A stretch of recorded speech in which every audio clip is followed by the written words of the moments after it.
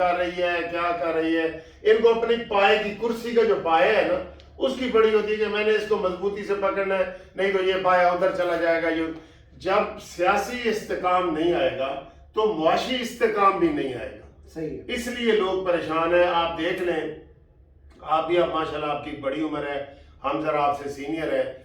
جب سے ہم نے ہوش سنبھالا ہے کہ جو حکومت بھی چاہے 2/3 میجارٹی سے بھی آئے نا, پہلے دن ہی جب وہ حلف اٹھاتے ہیں تو دوسرا کہتا ہے جی میں تحریک چلاؤں گا. بھائی کیوں؟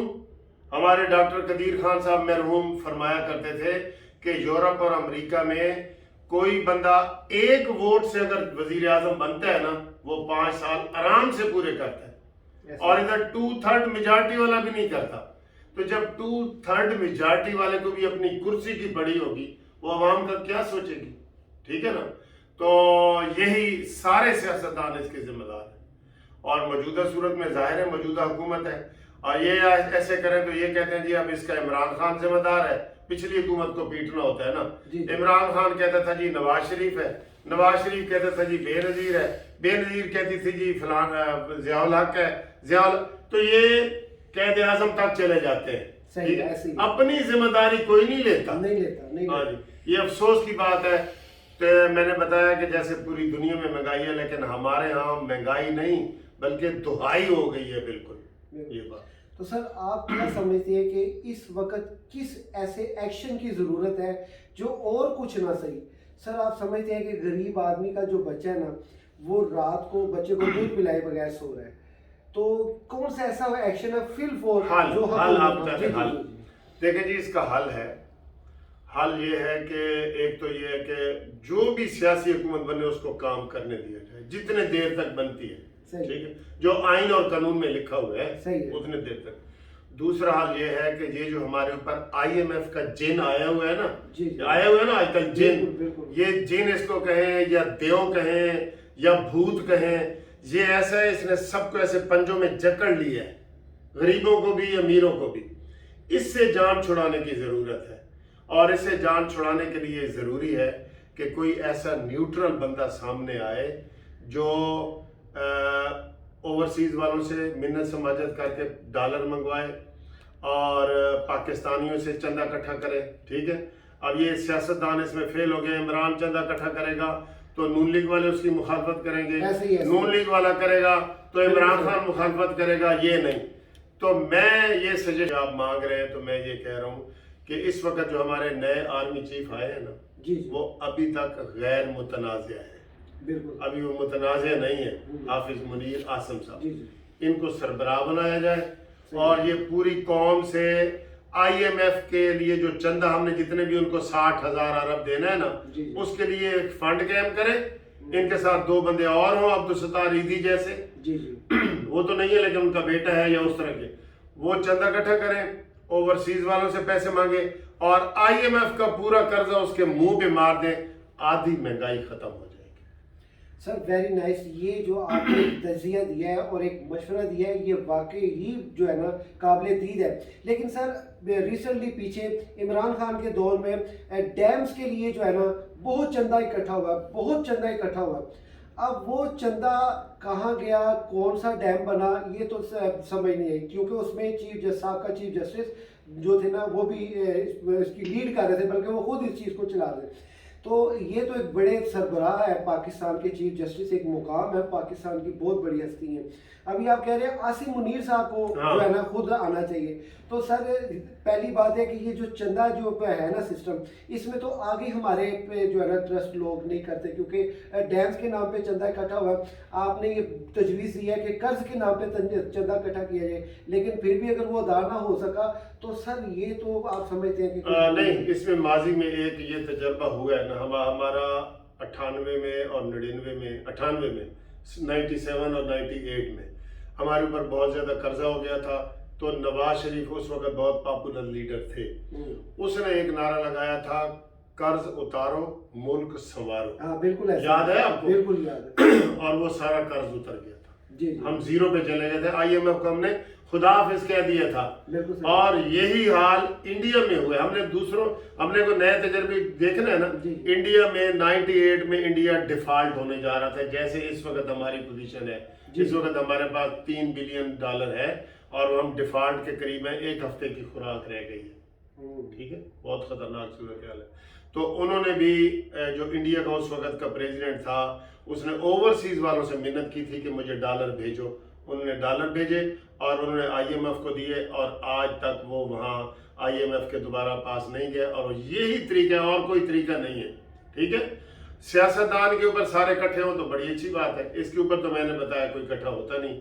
تو اس لیے میں نے موجودہ آرمی کا, چونکہ یہ نئے نئے آئے ہیں, ابھی ان کے خلاف کوئی ایسی باتیں نہیں ہیں, تو اس لیے یہ بہت اچھی تجویز ہے, اس کے اوپر عمل ہونا چاہیے.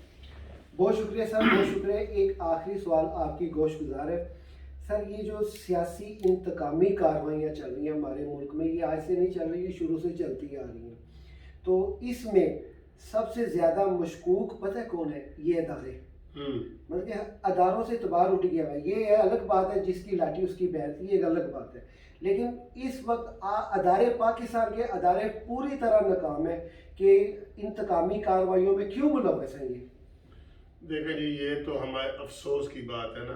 قانون آپ کو چشتی صاحب بتاؤں کہ یہاں بھی وہی, میں وکیل ہوں, ٹھیک ہے, پتہ آپ بتا, یہاں بھی وہی قانون ہے جو انڈیا میں ہے, جی جی, اور یہاں بھی وہی قانون ہے جو انگلستان میں ہے, یہاں بھی وہی قانون ہے جو امریکہ میں ہے. قانون وہی ہے سب کا, لیکن یہاں وہ موم کی ناک کی طرح ایسے موڑ دیتے ہیں اپنی طرف, اور وہ قانون بھی عمل کرتے ہیں. قانون وہی ہے جو پوری دنیا میں ہے نا, لیکن نیت صاف نہیں ہے. نیت جب نیت صاف نہیں ہوتی تو وہ کہتے ہیں کہ نیک عمل بھی کریں گے نا تو اس کا بھی ثواب نہیں ملتا, کیونکہ اس کی نیت صاف نہیں ہوتی. نیتیں یہ ٹھیک کریں. یہ پولرائزیشن تھوڑی بہت چلتی رہے گی, لیکن کوئی باہمت آدمی آئے جو ساری ان مشکلات کو چیرتا ہوا ایسے آگے جو آئے اور پاکستان کو جو ہے نا وہ آگے تک لے جائے. پوری دنیا میں دیکھیں, چائنا ہمارے بعد آزاد ہوئے ہے, جاپان ہمارے بعد ہوئے ہے, اور اس طرح کے کتنے ملکوں کے ہانگ کانگ نام لیے جاتے ہیں جو اس وقت ٹاپ 10 میں آتے ہیں نا, وہ ہمارے بعد آزاد ہوئے ہیں, تو وہ آگے نکل گئے.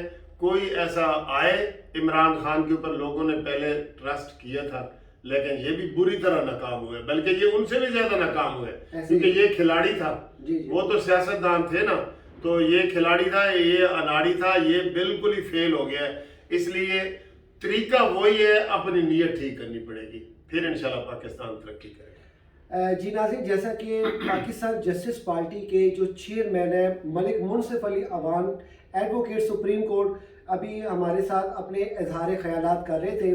تو ایک سوال سر میرے ذہن میں آیا کہ کالا باغ ڈیم کے اوپر آپ نے جو اپنی پاکستان جسٹس پارٹی کے زیر اہتمام ایک مضبوط آواز آپ نے اٹھائی ہے, اس میں کوئی شک نہیں ہے. ابھی بھی آپ نے جتنے تجزیے دیے ہیں یہ بڑے مضبوط تجزیے ہیں. ظاہر بات ہے آپ کی جو بصارت ہے وہ بڑی وسیع بصارت ہے. تو سر پاکستان جسٹس پارٹی ان فیوچر الیکشن میں حصہ لے رہی ہے؟ اگر لے رہی ہے تو کن منشورات پہ لے رہی ہے؟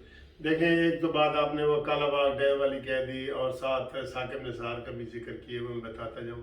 میں نے جسٹس پارٹی کے چیئرمین کے طور پہ یہاں لاہور ہائی کورٹ میں ریٹ پٹیشن فائل کی, اور اس وقت یہ جو موجودہ چیف جسٹس آف پاکستان ہے نا, عطاب بندیال صاحب, یہ لاہور ہائی کورٹ کے چیف جسٹس تھے. ان کے پاس کیس لگا, پوری بحث ہوئی, اور الحمدللہ وہ ہم نے جیت لیا.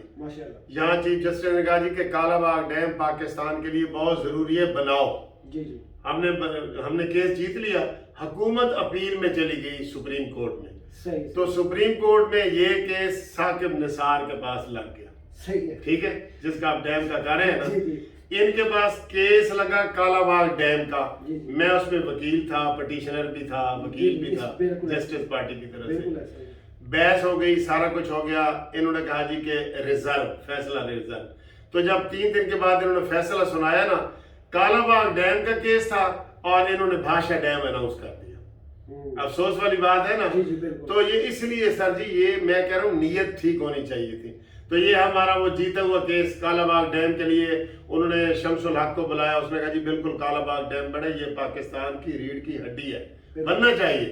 لیکن ثاقب نثار نے اس میں بھی ڈنڈی ماری, اور انہوں نے کالا باغ کی بجائے بادشاہ ڈیم اور محمد ڈیم کا اعلان کر دیا. کیس کالا باغ ڈیم کا تھا, پٹیشن اس کی ٹھیک ہے نا, پٹیشن اس کی تھی اور فیصلہ انہوں نے یہ کر دیا.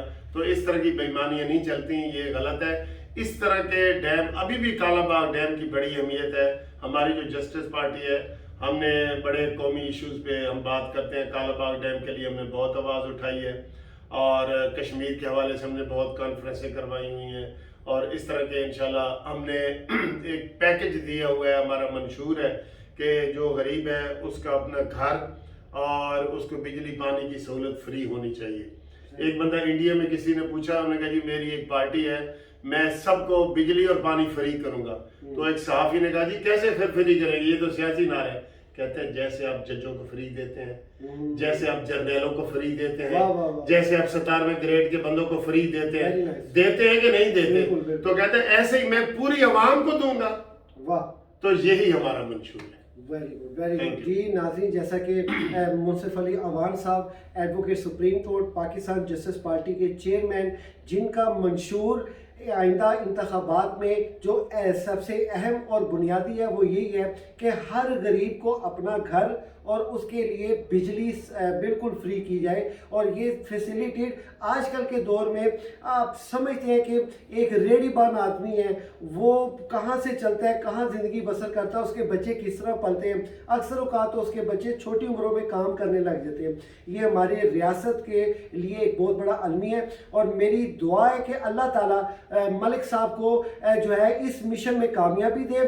ہماری نڈر نیوز کی پوری ٹیم ان کے ساتھ شانہ بشانہ ہے اس مشن کے ساتھ, کیونکہ یہ مشن کی جو ہے یہ ہمارا بنیادی مشن ہے اور ہمارا بنیادی حق ہے. جی ناظرین, جن جن دوستوں نے ہمارا چینل سبسکرائب نہیں کیا جلدی سے سبسکرائب کریں, بیل آئیکن کریں. اگلے انٹرویو کے لیے ملک صاحب کے, تب تک کے لیے مجھے اجازت دیجیے. اللہ حافظ.